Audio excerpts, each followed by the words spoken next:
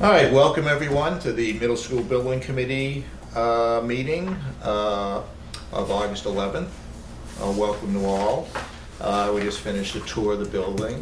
Things look great, and we're ready to get set for the groundbreaking on the 25th. So, still some things to do, and that's why we're here today. So, let's get right to it. Anybody here from the public looking to make a comment? Anybody from the public online? There is not.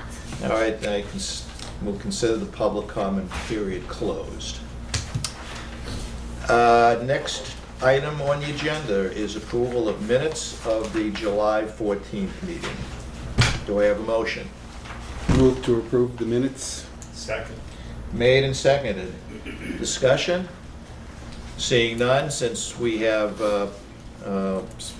a virtual attendee, we'll have to give a roll call. Matt Lane, Yes. Paul Riccardi, Yes. Bob Donnelly, Yes. Tim Luff, Yes. David Hiltz, Yes. Margot Frazek, Yes. Gary Pelletier, Yes. and chairman's vote yes, so that's unanimous. Oh, and Jason Adams. Yes. Yes, okay, thank you. Didn't see you there. All right, good. Okay, up to invoices. All right, invoices, thank you, Mr. Chairman. We have a bunch tonight, so we'll briefly go through these. If you have, a lot of them are FF&E and technology, so if you have specific questions, let us know. First one is Vertex Companies, inclusive of construction administration plus additional services for testing and commissioning. Total of $117,977.55. The next item up is AI3 base invoice plus additional services, extra services, including their consultants and engineers, and the reimbursable cost for a total of $59,085.40. The next, $75,720.23 are the total of AI3's invoices.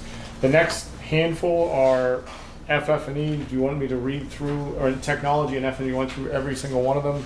The subtotal of FF&E and technology for this month, all which were based upon previously approved purchase orders, is $1,265,270.09.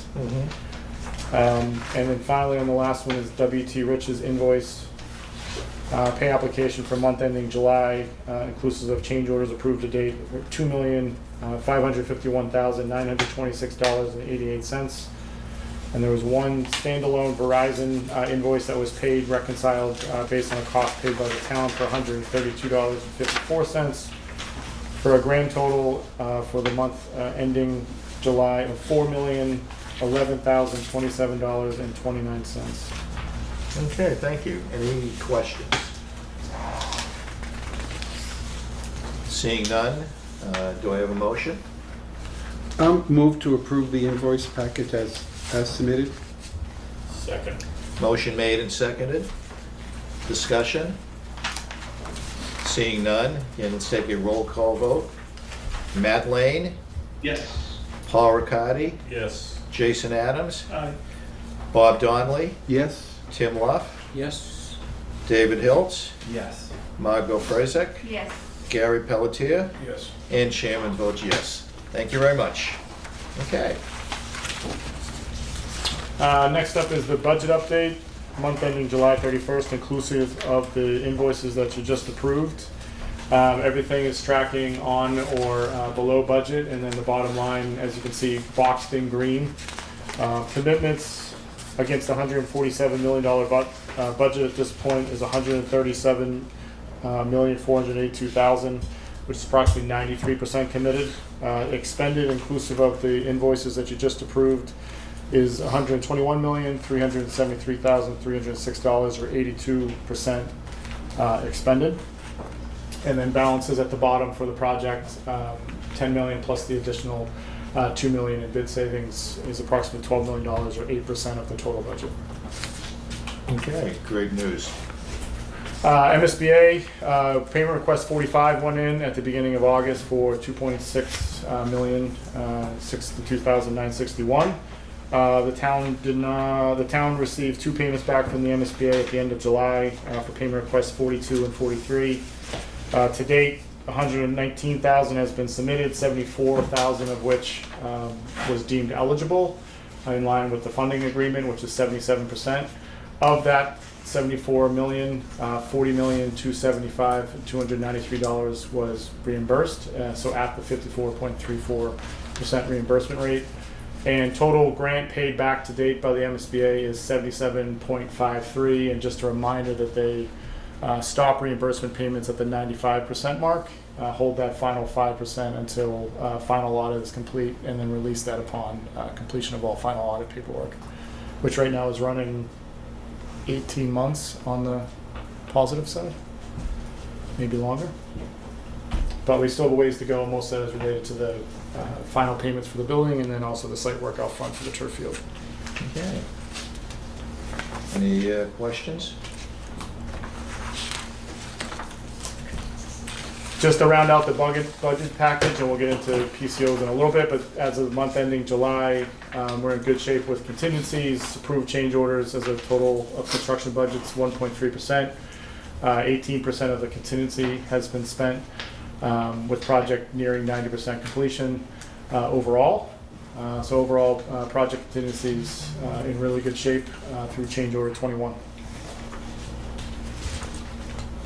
That's at the bottom of the PCO log as well. And then progress pictures, updated drone shots. As you can see, the building substantially complete on the exterior for the most part. The landscaping completed around the building, if not nearly complete. The existing building was demolished in July ahead of schedule. And they started with the rough grading for the drainage system that will be underneath the new turf field. You can see the footing in the first row or so of the retaining wall on the south entrance coming off of Washington Street there, which would be the south side of the playing field.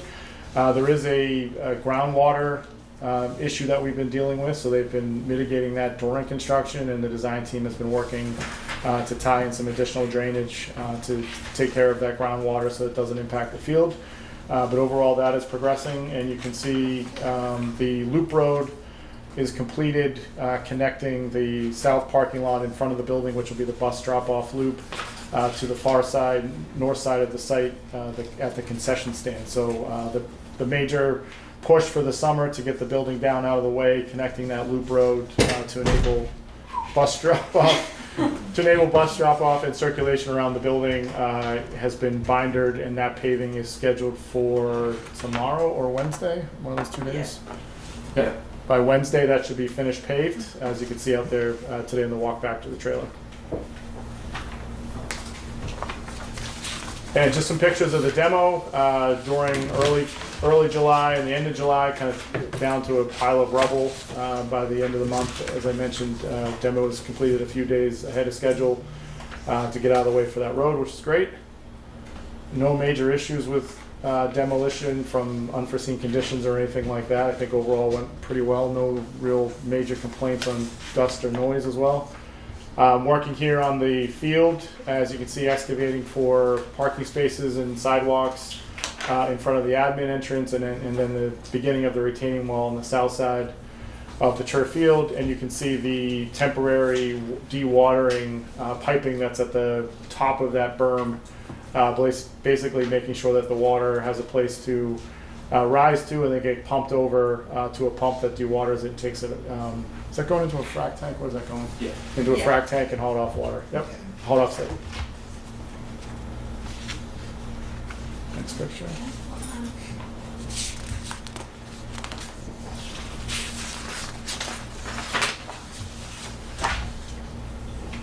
And just some more ongoing site work. This This is a picture of the sidewalks, basically along the connecting road. So I think it's two views outside the gym. So finishing up some of the sidewalks, and I believe the one on the left is the entrance to the gym, the public entrance to the gym. And this is a little bit farther down on the north side of the gym. But basically getting all the sidewalks, curbing, pavement, and sidewalks in place to finish that loop road. Any questions on the pictures? General update? Milestones this month, as we already talked about, abatement demolition was completed. The prep work to get that front driveway installed and meeting with in July, get ready for binder, was completed. And then ongoing concrete walkways in front of the building, which we just saw. Upcoming ongoing activities for the month of August, as some of you saw on the tour, the gym floor repairs have been completed. They went really well. I think the repair looks great. It's been overseen by the town's third-party consultant, who was thought everything looked good. So that has been fully painted and coated. So it's nice and shiny. It's good for the first day of school. Got to get in there and finish cleaning that space, but the floor has been finished. Completion of punch list items is ongoing, down to under 70, 100, under 50. under 50 punch list items within the building. So that's in great shape. The district's technology team has been in there setting up classrooms, working through some punch list items on the general classroom technology, but that's ongoing. Drainage at the new turf field, as we saw, finishes, and getting ready for final inspections at the concession stand, as we'll see in the schedule, is coming up this month. The goal is trying to get that done this month as well, ahead of schedule, so it'll actually be available for the fall town sports, which is ahead of schedule. Final testing of the emergency systems with the fire department went well. We got the M&S system tested and passed last week, which was great. Teachers have started unpacking. We have a schedule with the teachers through Margot to get teachers into their classrooms to start setting up in shifts, and we'll continue that. We took a hiatus the first couple days this week to allow not to interfere with the paving operations, because it is a little bit chaotic out there. We have student tours slated for the week of the 20th, which will be orientation type tours with all 5th grade through 8th grade. Teachers back to school date is 8/26, and the first day of school is after Labor Day on 9/2. So we're making arrangements for all of that activity that's going to be coming in the next several weeks. Big picture on the schedule, we already talked through most of this, just highlights on some of the things we talked about. Gym floor being prepared, being completed. Final paving is ongoing this week. Concession stand completion by the end of August, which is a month or so ahead of the initial schedule. And then also turf field completion right now is on track to be mid to end of October, which is a few months ahead of schedule from the original contract schedule. Any questions on schedule?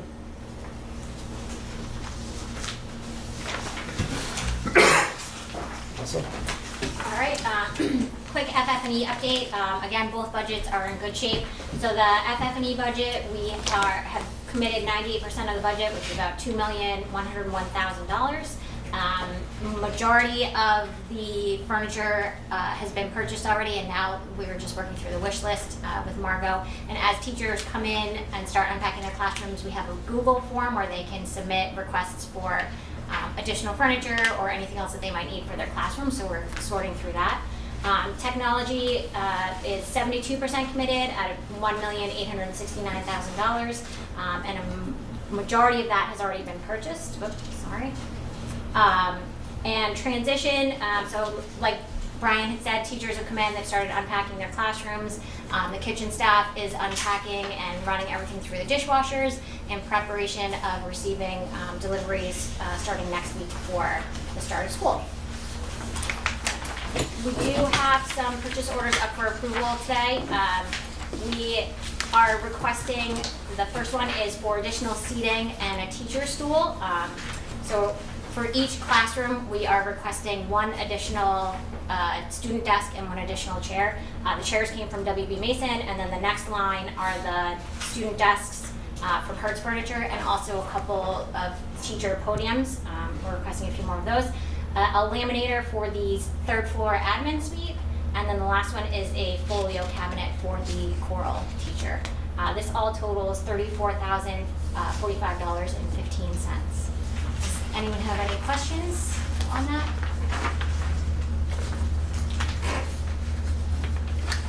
All right, we have a request for a motion.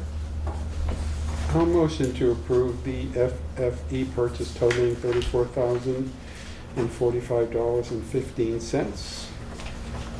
I'll second. Made and seconded. Further discussion? Seeing none, let's take a vote, beginning with Matt Lane, Yes. Paul Riccardi, Yes. Jason Adams, Aye. Bob Donnelly, Yes. Tim Luff, Yes. David Hiltz, Yes. Margot Frizzik, Yes. Gary Pelletier, Yes. and Chairman votes yes. And thank you, unanimous. Thank you. Next up, we also have some additional technology purchase orders up for approval. The first one is the Yonder phone pouches, and this is for the 7th and 8th grade for cell phones. And the next two are software. One is for visitors, and the other one is for teachers to use. The Amazon request is for cameras and tripods for the broadcast studio on the 2nd floor. The next one, the Apple Store, is an iMac, which is also for the broadcast studio. The next four, the Home Depot, the Kelvin, the Bamboo, and Matter Hackers, these are all for the STEM lab, and it includes some miscellaneous equipment, some maglev rails, which they use as part of their program, filaments for the 3D printers, and a couple more 3D printers for those rooms. The total request today is $43,350.25. Does anyone have any questions on these requests? I have a question for you. Did they pass the law that has banned cell phones? Not to the best of my knowledge. They are going to, they haven't already, and it'll give us a year or so to implement Okay. though, so we'll have a year to figure out how we wanna do that. And Okay. Because my only question was, if we're here and we have the money, do we want to buy more? But I guess that's on hold. So you answered my question. Okay. Good, Well, thank that's you. if it's next, the law. All right, any further questions? Okay, we have a request for a motion. I'll make a motion to approve technology purchase orders totaling $43,350.25. I'll second. Made and seconded. Seeing no further discussion, let's take a vote. Matt Lane, Yes. Paul Riccardi, Yes. Jason Adams, Aye. Bob Donnelly, Yes. Timothy Luff, Yes. David Hiltz, Yes. Margot Frizzik, Yes. Gary Pelletier, Yes. and Chairman votes yes. Thank you. Unanimous. That's great. I also want to point out that there are the FF&E and technology logs, and if you take a look at it at the bottom, that it might show a deficit on the FF&E, but there is probably about $500,000 left in technology, and we likely will not use most of that, if not all of that. So at some point, we'll do a budget transfer and put some of that into FF&E to Okay. cover some of these teacher requests that we're getting Okay. as we go through them with Margot. So But I mean, we're still under budget in total for Yes. FF&E and technology. tracking under budget. At this point, I don't think Yeah. we'll use all of that money. Yeah, it's in your budget status at the, almost at the bottom, Alan, and you can Yeah. see the Yeah. available to commit, Yep, still available. good. All right, switching to change orders. So some potential change orders being presented to be included on change order number 22. These align with what's in the PCO log, highlighted in green for discussion. Just quickly going down, PCO 8182, which was PR 90 related to electrified door strikes. This was to add card access controls to a list of IDF rooms for $18,708. 8188 was adding additional lights at the loading dock for $7,087. 8189 is PR 86R1, which is related to the half-court basketball and outdoor classroom and play space. As you recall, at the last meeting, we authorized WT Rich to proceed with the additional, the initial infrastructure and paving work and things that they could get started immediately, which was roughly $200,000 of that initial estimate that we got. This $553,827 is just the entire revised inclusive of that $200,000. So you're not approving an additional 500, you're approving 553,827, and that includes the play space, the fencing, the tables, the sunshades, all the painting and striping that goes on out there, the full package. And that was updated based on the final revision that went out just after, or just before the last meeting. Brian, just to be clear, that was something that was originally in the plan that pulled out a long time ago, and then we added it back. Correct, there was always Correct. a play space Right. outside of the student common there that was taken out. So Yeah, it it- was it- planned for a long time ago. Right, I mean, it was planned for originally, we VE'd it out because there was a concern at the time about the total bottom line. So it's really, with some changes, putting it back in again. Thank you. Yeah, it's a little bit more to it than what was there, but it was definitely something that was there prior to this. Next one, 8194 for the exterior window classroom numbering. So this is to provide numbers to the first floor windows around the perimeter of the building. So we understand what classroom that is for first responders and general wayfinding around the building, but mostly for first responders. Is for $1,829. 8196 is for door hardware revisions at the staff toilet and admin. If you remember, we took that out of the proposed change order last month. We then clarified after the meeting that it does match the way the hardware is set up, I believe, at the high school. So we're reintroducing that back into this change order for $4,136. 8199 is for the message board at the Black Box Studio. So this was to move this to the front because it was originally set up in the back, which was going to be kind of blocked by the audience when they're in the seating to make that more visible for folks. That's $7,594. 8205 is related to some additional copier locations based upon additional copiers and things that are going into the teacher workrooms and the admin areas. This is wiring and data and power to get to those locations for $8,145. PCO 8206 is for an added auditorium interactive display on a cart. So similar to what's in the gym is basically the touchscreen that we have in the classrooms is on a mobile cart. There's a request to get the same touchscreen, so it's by the same vendor that would be in the auditorium for instruction in those spaces, and that way everything matches under the same warranty. And it's mobile; it can be moved around as needed, and that's for $9,097.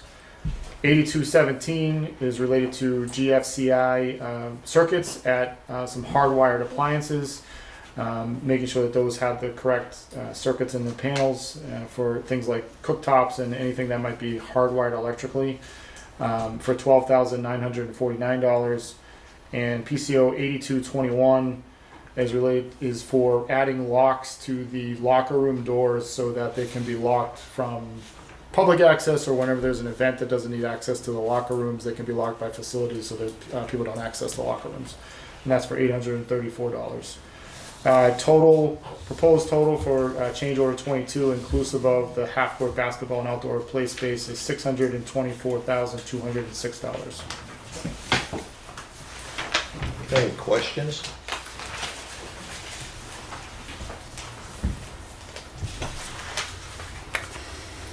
Do we have a motion? I do. I will make a motion to approve WT Rich change order number 22 in the amount of $624,206. I'll second.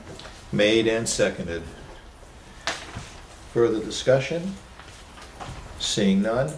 Let's take a vote, beginning with Madeleine, Yes. Paul Riccardi, Yes. Jason Adams, Bob Donnelly, Yes. Tim Luff, Yes. David Hiltz, Yes. Margot Frizek, Yes. Gary Pelletier, Yes. and Chairman votes yes. Unanimous. Thank you. So, Mr. Chairman, there's one more PCO that was on the log related to a request for some additional drainage in the green areas from the planning board. You want to take that now, so we're kind of in the same Why not? Yeah. discussion point? So this was PCO 8187 related to proposal request 92, which is to add a catch basin in the green space, as you can see by that, roughly located by that green dot, which would provide an area drain within the lawn area between the parking in front of the admin entrance and the turf field. I don't believe that it's actually graded. This would include changing the grade and everything to accept an area drain and then tie into the existing drainage. The proposed price on that is $18,469. Brett just brought that up. We said we'd follow up with actual price and we got back at the end of last month's meeting. And again, this is a request from the planning board. It's not a mandate. This is something we have the option, to vote up or Correct. down. Correct. Okay. Okay. I would like to make a motion to vote this item down. Thursday meeting reviewed it and deemed we don't need it. So, Okay. Do we have a second? Second. Made and seconded. Further discussion? So this is to vote down the green drainage basin. The only discussion I would have is, I didn't view or attend the planning board meeting. Was there information they presented at the meeting as to why they desired this? So, this project was permitted through the planning board a couple years ago. So as part of all of the overall changes that we've made on this project, they requested we go back and get approval on that. And just one of the requests was, they said, we know that it's not required because your project was already permitted, but in projects that have been permitted since, they've added more kind of green drainage, or requested more green drainage. So they said, if there's an opportunity that you could do that for this project, it would be great. Obviously not required because it was previously approved. So that's kind of why we kept it separate as not required, but also we can. Don't we already have a great deal of infiltration already on site? We do, yes. Actually, it's under, kind of in front of the building, which made it a little tricky placing that play Yeah. space out there because it's all underground. Okay. All right. Anything further? Seeing none, let's take a vote. Again, this is the vote at down. Madeleine, Yes. Paul Riccardi, yes. Jason Adams, Aye. Bob Donnelly, Yes. Tim Luff, Yes. David Hiltz, Yes. Margot Frazek, Yes. Gary Pelletier, Yes. and Chairman's votes yes. Great, thank you. Unanimous.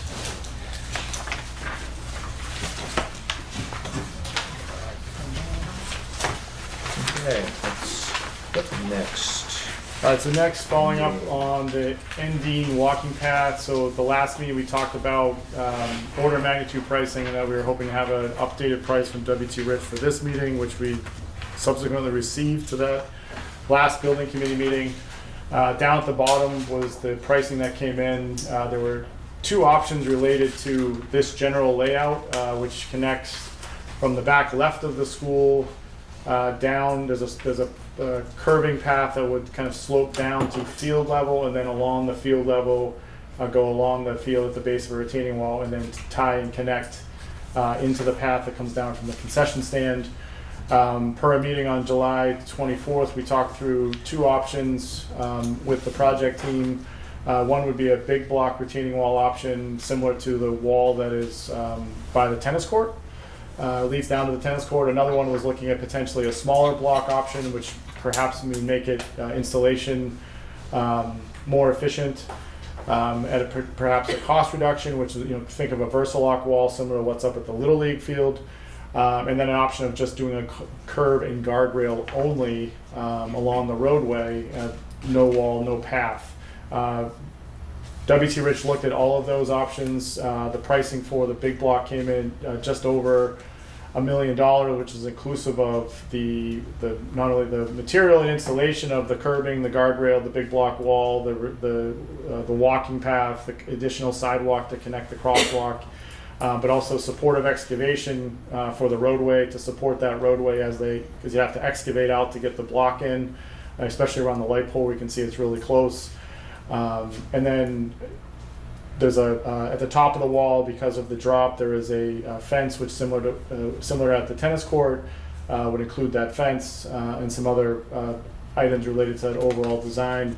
W.T. Rich also noted that given the time frame and not interrupting school operations and or the current seasons for youth sports, This work would push into next spring, most likely, and right now they're scheduled to be complete with the project demobilized by the end of this year, so there will have to be talk about potential extensions and general conditions. That's not included in this price for the $1 million plus. The small block option was not much less expensive at $975,000 plus or minus, had similar concerns with supportive excavation, had similar amenities with the guardrail, the curbing, the fencing associated with it, and the fence. And then the curb and guardrail only, so just to do the curb and just to do the guardrail was roughly $185,000. If you just look at the pricing that was included for the stone dust path and not the retaining wall, that was an order of magnitude of about $115,000. So a curb and guardrail only solution plus somehow doing a path at the bottom was about another $115,000. So those are the options that came back. Based on the order of magnitude of that pricing, we met with Chairman Slater and town engineer Mark Ryan to kind of talk through, is there another way to perhaps get the solution and what the district and the town are looking for as far as restoring that walking path, enhancing the safety of the road. Is there other ways to potentially look at this option? And some of the things that have been talked about in pieces of other options we looked at. If you want to switch the slide, and again, forgive my artwork here. So we talked about potentially,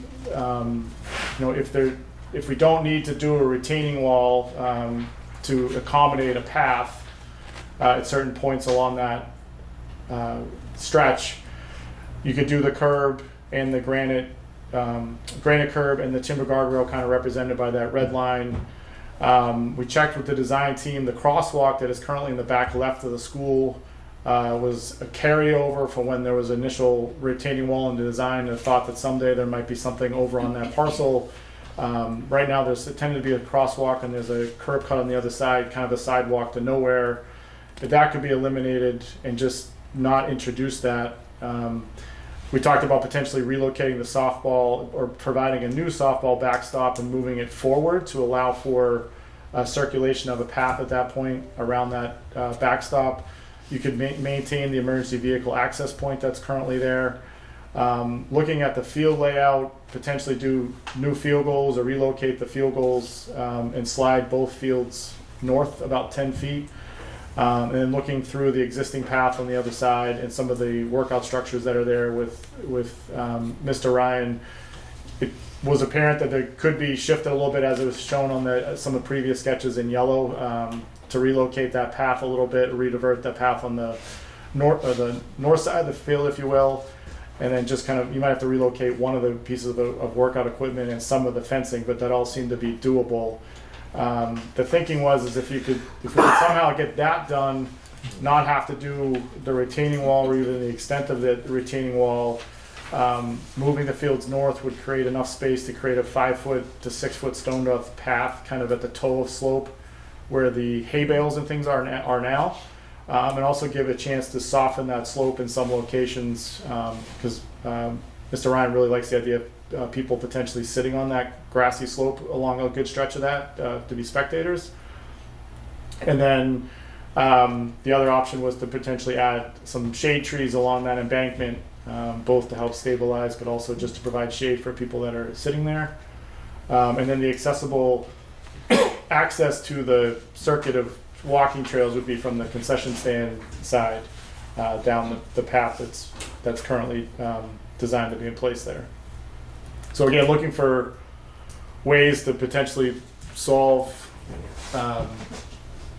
address some of the issues, concerns, and desired outcomes of restoring that path, maybe at a more cost-effective price point. But those are all up for discussion and direction as far as how you want to move forward. Yeah, I mean, I think one of the points is that what you're doing is you're restoring the path that was already there, that was taken up, because of the project. That's the goal. I think that's an important point that should be noted. And secondly, no matter what we do, we're going to have a guardrail and a curb of some type, for safety reasons. Yeah, that's That's a given. Yeah. the recommendation. Yeah. Yep. Any thoughts? So Brian, is there any estimates on the cost of, like the last option you talked about? Well, I mean, the pricing from the previous options with the guardrail and curb, they added 185,000 roughly. It's a pretty good stretch of curbing and guardrail. And then the stone dust path, you know, depending if it's run through the project, I mean, that could be another $100,000. But again, that was pricing was based on it being part of kind of a slope path and retaining wall system. And then if we decide to do new field equipment or structures like the field goals and the backstop, I mean, there'd be some costs associated with that and some costs with reworking the corners. I mean, but it would be obviously less expensive than the $1 million plus. I mean, I would say that it would keep you under that 500,000 if I had to just take a quick guess at it. But we do have the pricing for the guardrail and the curbing at 185, and the path at 115. So there's about 300,000 for that. So you have to move the fields 10 feet? The thinking was if we could slide the fields 10 feet, that gives you room for a path that moves you away from the embankment where you don't necessarily need a retaining wall to provide. So right now, part of that retaining wall serves the ability to get a path in between the existing field location and the embankment. So by sliding the field, which is one of the options we had looked at earlier, that obviously gives you more flat field space, which Yeah. creates a spot for a path currently kind of at the total slope. And you don't have to touch the lights at that point? Lights would just stay where they're at. I mean, I don't think it really would affect them that Okay. much. Yeah, the goal would be to not touch those at all. I mean, I don't think the path would go in front of it. But I mean, depending on the direction of how you want to go, this is something we'd have to get designers to finalize and kind of, they have these bits and pieces of other options that we had looked at previously, to kind of putting them all together into one sketch to get that finalized. And then the thinking is you could potentially get the curbing and guardrail done much faster because you wouldn't have to support the excavation of the road. You could potentially get that done. Even if you're changing the slope? I think the slope was what we were thinking, or Mark was thinking, is that the slope would become gentler. You wouldn't be digging into the slope like if you did a retaining wall, you'd have to excavate the slope Right. to either do the geogrid or and support excavation of the road. But if you didn't have to do that, the slope would remain in place, and they would auger sonotubes or HDP pipe into that. I guess my question, Brian, too, is so the big block version and the small block version have already been spec'd out, everything's there, done. Will it cost us money to get an idea of what the curb and guardrail and path will do as far as architecture and planning design? Well, the curb and guardrail, we already had a price on Yeah. one of those options. That was the 185 price. So But that's- designing this path. Well, I think the curb and guardrail is already designed, and it's gonna go back and tweak some of the things in yellow that you see as far as the grading and showing that. And if Darren and Lucas could speak to if there's a design cost for that, but No, we'll do those costs. Okay, Yeah. that was my question, okay. yeah, I think it's a compilation of other options that we had bits and pieces, and they just have to put that all together in a drawing. Because that was gonna add more to it and get closer to the smaller, cheaper, $975,000 Yeah. anyway. Yeah, I mean, it would seem to me that maybe the thing to do is to come up with a proposal, with costs. And hopefully by the next meeting, if we can, we'll have everything in front of us and be able to make a decision. Yeah. So are we gonna release the guardrails? Well, I think that's a question. If we can get a design and we feel that the rest of the design would work where you could release the guardrails, then we could do that sooner than later. But I think we need to verify all of the layouts and grading with the design team and the civil team. But presuming it all works, then yes, you could probably release the guardrail detail and the curbing detail. I mean, unless you guys think differently. I mean, would it make any sense, maybe, potentially maybe some changes based on which alternative we have, but to release going ahead with that, so at least you can do some of the ordering of materials or whatever, so you can get that out of the way. Yeah. If you can parse that out, then it's not gonna affect any of your subsequent designs, whether it be a retaining wall or anything like that. I don't know why you would not release that Yep. at this point. You know, let's just get it going. Yeah, I mean, I'm just concerned, once school starts and once there's a lot of activity back there, the Jersey barriers, they're nice, but if you People can, want to go through them, you're gonna go through them and end up down the field. The guardrail gives us a lot more protection. So if there's potential to get them in before, Right. that, Yeah. Well, I think you have to confirm that, but yeah, I mean, as far as lead time and lining these guys up, it depends on how you guys release it. If you want to release it via CCD, yeah, then we can get quickly on it. I don't know what the lead time is, to be honest with you. We're talking just timber guardrail.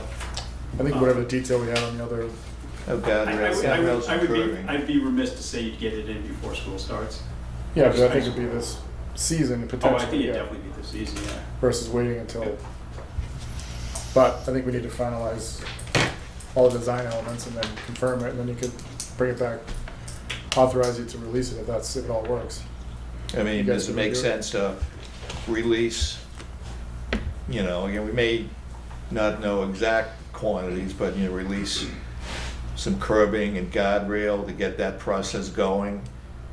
Then, what do you think? Yeah, I mean, we have a price for the curb and the guardrail. I mean, you Yeah. can release, again, not to exceed like we did with the play area if you Right. wanted to, and we could work out the Right. details. So, I mean, if we could have a motion for $185,000 for curbing and guardrail. Would you want to round that? So what are they putting out there now where they're paving? There's no curbing going in? What is that I think it's just a just Cape berm, Cod berm, just a yeah. Cape Cod berm? Are you keeping the Cape Cod berm, or are you gonna go with granite? Granite. Well, I think we were talking about potentially having this be granite, right? That's what it's priced Yeah. as. So, Garrett, what do you think? Well, I wouldn't commit to the guardrail. There's gonna be a guardrail, but I wouldn't commit to it until we have a full scope of work. The barriers, if they're placed properly, will do exactly what the guardrail will do. Even though they're not Protect. interconnected? They don't, no, they're gonna stop a vehicle. They're heavy enough to stop a vehicle from going. And if we were concerned about it, you can pin them as well. So I think the spacing of them was so that people could actually walk down the hill onto the field if they needed to. So my concern would be, number one, where this all started, which is the steep section of slope, and having that be certified independently, that portion of the roadway is not going to degrade, because I can't understate the importance of the roadway for the use and occupancy of the school, because if that roadway degrades and we lose a portion of that roadway to repair, you lose use of the school. That's the fire access, it's the fire department connection, it's emergency access, so that has to be a fail-safe roadway, which was what started the whole discussion about a retaining wall to support that roadway and make sure that it didn't fail. So if the grade can be adjusted such that it can, and whether it's grass or trees or whatever is decided to support that roadway so it doesn't fail, that's fine. The guardrail is got to be there because it's got to stop vehicles from being able to leave the roadway and potentially end up on a field. The only other concern I would have is the fact that this appears to eliminate accessible access from the school directly to the fields. this last option? Yeah. So that's, because the only access to the fields from the school would be to go all the way down across to the concession Concession stand stand, yeah, and the down gym and side. around. So Yeah, that was so- one of the things that was included in the other proposal and design, was to utilize the curb crosswalk and the curb cut and connect that as an accessible access to the softball field and the lower field. So I don't think those really, I don't think that should just be eliminated. I think that's for, and I'm not certain that it wouldn't be a violation because of it's a brand new school, and you're eliminating accessible access to fields that are directly related to the school. Okay. I don't disagree with that. All right. So, given what Gary's saying, I'd like to put a motion on the table that we go ahead and get this proposal flushed out completely with some prices with the handicap, and we hold off on even ordering the guardrails and everything until we get that proposal. Yeah, I don't believe the guardrails were a long lead time. They're very straightforward. Yeah, there's nothing, Yeah. Go back to the. All right. I'll second that. But wait, so just to be clear, so this design has the connection of the crosswalk to a path, to a sidewalk, left and right of the crosswalk, and then an accessible path to the right, which is that slope. So that first part of accessible path where the retaining wall starts on the left side is a slope path down to field level to provide accessible access, which introduces the retaining wall there, obviously, so you can bring the path down to grade. So this already is an accessible design. If we're saying we want to explore a different accessible design, No, we're talking about the second, this design. right? But Is there any accessible? no, it's based on the. If you need to have accessible from the school then that's different than the second drawing. Initially, when this was done, it was to avoid connection of the school to the other parcel. So we didn't have accessibility connecting the school facility to the field parcels. That was kind of a design parameter when we started. Danny, correct me if I'm wrong, but the design parameter is not to have the school and the field connected. And that's, the retaining wall came out to get again, add more flexibility to fit the road in, not connect them via walkway because portions of the field were also inaccessible. And I think the accessible path was from the concession stand. That's a long walk. I'm not saying it isn't a long walk, I'm just saying from a design, that's Yeah. where it was. So adding an accessible access point at the rear of the school was this design, getting across that crosswalk and down the path along the retaining wall to field level. It's a good part of that design. Yep. And that's the $1 million option. So the question is there a way in this other design that we can have any accessibility included in that anyhow? We'll have a look at it. Yeah, so we'll have to revisit that side of the site. I mean, students do, I've seen them throughout the construction project, students use those fields during the school day. Yeah. Intermittently, so I don't know how you don't have access. Yeah.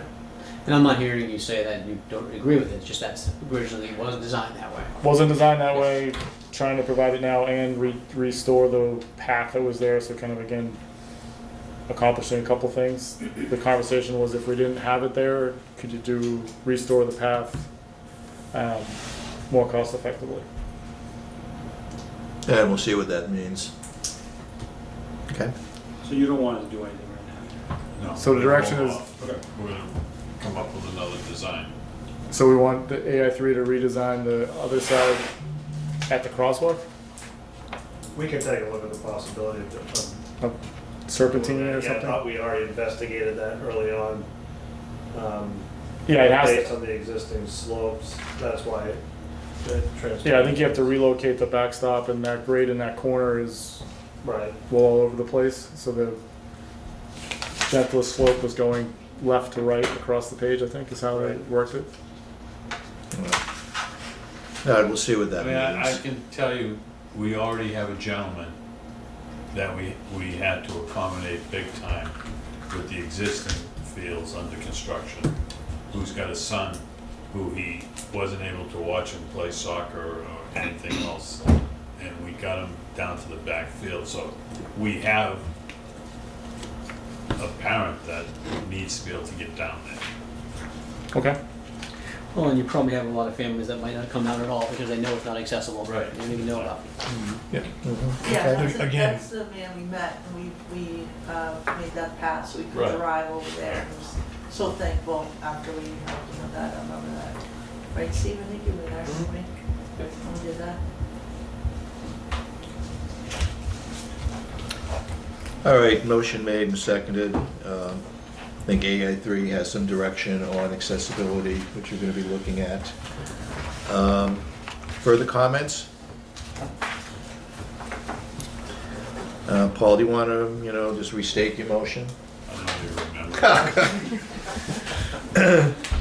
I think it was to, Take no action until we get further design. right, Right. just look at the cost of these, and then we'll defer the decision until next meeting. Including the accessibility option. Right, I think yes. AI3 to look at alternate accessibility option from the school to the field versus this option, right? I think the motion was to take a look at this option Right. and take a look at costs and How do all we- that, along with some accessibility pieces Yes. that should be included. Yes. Right. Okay. With that, any further discussion? Seeing none, let's take a vote. Matt Lane, Yes. Paul Riccardi, Yes. Jason Adams, Bob Donnelly, Yes? Timothy Luff, Yes. David Hiltz, Yes. Margot Fresek, Yes. Gary Pelletier, Yes. and Chairman votes yes. Thank you.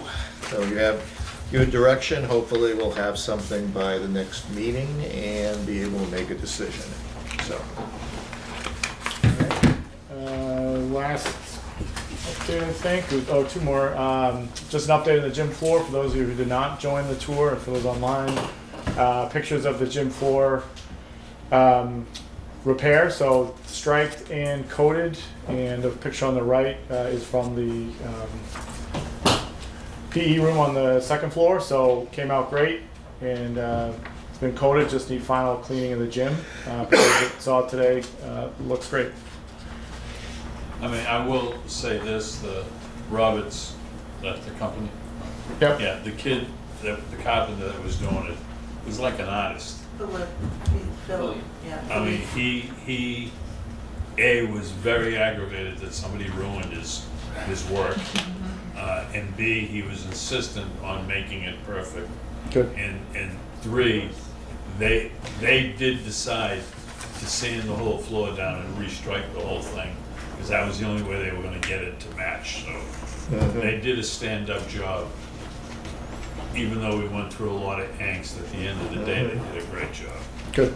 good, And good news. the gentleman that Gary brought in, and I don't wanna speak for him, but he was really impressed with the work that they were doing, so. Okay, Good. good news. Okay. We already talked through the green drainage, and then just an update on the ADA spaces over by the Little League field. So there's an updated, an older aerial, I should say. So where this stands is we had issued PR 93 to address adding potentially up to 5 spaces, accessible spaces to this location. Kind of working through the existing grades that was going to require a lot of regrading, potentially repaving of that parking lot. WT Rich, along with the design team, looked into the current design and determined that they believe they can meet the slope requirements for the 2 spaces to the left, which you see in the image on the right there, to give you 2 spaces and a loading area to get to then a small pathway which would come, page north and to the right to connect with the accessible walk up to the Little League field. However, we're still, as a project team, under the guidance from Mr. Pelletier, submitting for a variance with the state, saying that we are adding supplemental accessible parking to that ball field area where currently is none, with a slope that doesn't strictly comply with CMR 24.4.3, which is 2% slope. In the event that those 2 spaces in the as-built condition don't exactly meet the slope requirements, the town would then be covered by that variance. So that variance is going in. One in Monday? All right, one in Monday. So Friday, sorry. One in Friday, so hopefully we hear back from the state within a couple weeks. And the final pavement happened today, and we'll stripe it and get the signage out there. And nope, the only cost associated with that would be the additional striping and signage in the walkway, but all the paving and everything else was part of the base bid.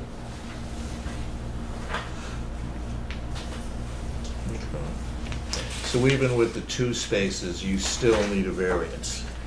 I think the variance is intended to make sure you're gonna put the spaces in, but if they don't quite meet the slope requirements, that you're saying you're trying to improve the area because there wasn't any there. So if you're off a little bit. Does 2 that's- things. Yeah. It covers us if the as-built does not come back in compliance. It Okay. also gives us an option with a variance if we want to add More additional spaces? Yeah. Yep. Good, okay, So- thank you. And then I think it costs $50 Yeah. to file for the Perfect, variance. yeah, so. good. Okay. All right. And previously discussed, previously discussed topics, the only item still on this list is the ribbon cutting ceremony, which is currently on pace for August 25th, which is a Monday at 1 p.m. I don't know if you want to provide any detail to that. You've been working with the school, and Yeah, we're, everyone's invited. everyone should have received an invite at this point. Yeah, not too much to say, but it should be a fun event. Eli's Chartwell's team is gonna provide some refreshments, and we should have seating. Some of the state senators will be here, hopefully someone from the MSBA, so, it'll be a good event. Good, great. And then future meetings, 9/8 might be a little aggressive for Margot, but My birthday, so yeah, we should certainly keep me at school. We can have a cake for you, Margot. do dinner Is afterwards. that in the budget, cake? Yeah, absolutely. Good, That's okay. that's the tentative date. That'd be the second Monday. Obviously, the first Monday is Labor Day. If you want to hold that date, do we want to have it inside the new building? And then the following month, October, the typical schedule would fall on Columbus Day. So we might want to change that. I would change that to the next Monday. Following Monday, the Yep. 20th. Okay. So 9/8, 4:30, and we'll coordinate having it in the building? Okay. For Margot's birthday. All right, That's it. and we can all sing a happy birthday tomorrow. Okay. All right, anything else that people would like to discuss? Seeing none, we have a motion to adjourn? Motion to adjourn. Let's just do a simple voice vote. All in favor? Aye. Opposed, unanimous. Thank you.